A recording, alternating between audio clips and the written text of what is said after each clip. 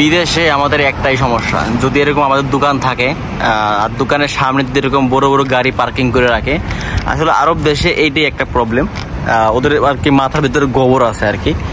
এই যে আমার দোকানটা, আসলে এই দোকানটার সামনে এত বড় একটা গাড়ি পার্ক করে আছে, দেখেন দোকানটার একদম মানে সিঁড়ির উপর উঠে দিয়েছে দোকানটার, এত এই অবস্থা। আমার দোকান অলরেডি ওপেনিং আছে, তো কোন সময় যে রাখছে আমি দেখি নেই। তো এত বড় একটা গাড়ি আমার দোকানের সামনে দাঁড়া রয়েছে, এই সাইডের একটা গাড়ি দাঁড় করে রাখছে। তো যদি কোনো কাস্টমার আমার দোকানে আসে তো কোথায় পার্কিং করবে? আমার তার আবার একটা অর্ডার আসছে, এই একটা প্লার, আর এটা হচ্ছে আমার গাড়ি, আমার দোকানে এটা। তো এটা হচ্ছে আমার দোকান আর একটা, তো এটা আর কি আমার গাড়ি, এটা এখানে আমি জব করি। তো এই দোকানের সামনে এত বড় একটা গাড়ি দাঁড় করা রাখছে। আসলে আরব দেশের মাথা মোটা মানুষ থাকলে এরকম একটা মাথা মোটা মানুষ যে আমার সামনে দোকানের সামনে গাড়ি রাখা গেছে, আমার পার্কিং কোনো জায়গা নাই। তো আমি এখানে লিখে রাখছি do not parking in front the shop. তো আমি এটা এখানে রেখে দিব, যখন যে সে আসবে সে দেখবে আর কি, আমি এখানে লাগাই দিব। এটা হচ্ছে do not parking in front the shop. আসলে এত বড় একটা গাড়ি কেউ রাখে আমার এরকম দোকানের সামনে, যদি কোনো কাস্টমার আসে বা আসে কেমনে গাড়ি রাখবে? তো এটা হচ্ছে মাথা মোটা একটা মানুষ আর কি বলতে হয়।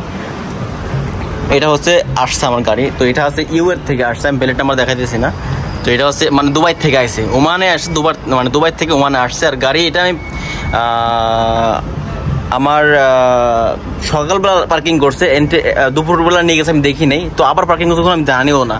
তো আসলে এটা আছে আমাদের একটা প্রবলেম, যদি আর কি এরকম দোকান থাকে আর দোকানের সামনে যদি এরকম গাড়ি থাকে, আসলে এটা আমাদের খুবই প্রবলেম করে, কারণ কাস্টমার কেমনে আসবে? আর এখন রাত বাজে, এখন আমাদের কাস্টমার আসার সময়, এখানে একটা গাড়ি আর এখানে একটা গাড়ি, তো কেমনে হয়? আসলে এটা আমার বুঝে আসে না। তো যারা আরব দেশে আসেন তারা অবশ্যই জানেন যে দোকানের সামনে যদি গাড়ি পার্কিং থাকে আর তাদের কাস্টমারটা কেমনে আসে। তো আমি সুন্দর করে লেখা দিছি do not parking in front the shop. তো যখন সে আসবে সে অবশ্যই এটা দেখবে, দেখার পরে আমি যদি আবারও পাই গাড়িটা, আমি অবশ্যই পুলিশে কল করবো, কারণ পুলিশকে ছাড়া কাজ হবে না, পুলিশকে ফোন দিলেই সব ক্লিয়ার হয়ে যাবো। তো আমার একটা অর্ডার আসছে, আমি দোকানের ভিতরে যাবো, কারণ তালাবাতে একটা অর্ডার আসছে।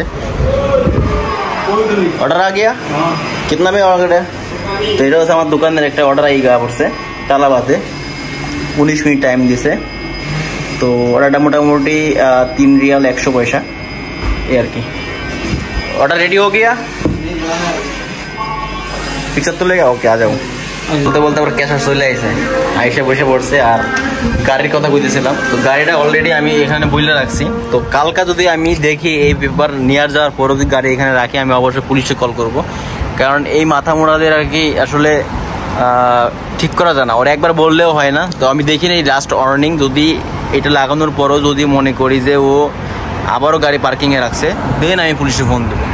তো এটা আছে ওর মানে দুবাই থেকে আসছে, দুবাইয়ের গাড়ি ওমানে আসছে। তো 2-3 দিন হয়েছে আমি দেখতেছি ও লাগাইতেছে, মানে যাই আমি দেখি না, ও চালাক আছে আর কি, যখন আমি থাকি না তখন আর কি ওইখানে লাগাই।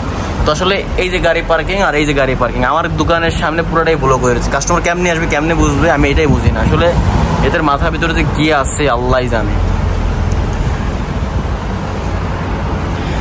দোকানে মোটামুটি আলহামদুলিল্লাহ ভালোই অর্ডার আসতেছে, যেহেতু নতুন দোকান।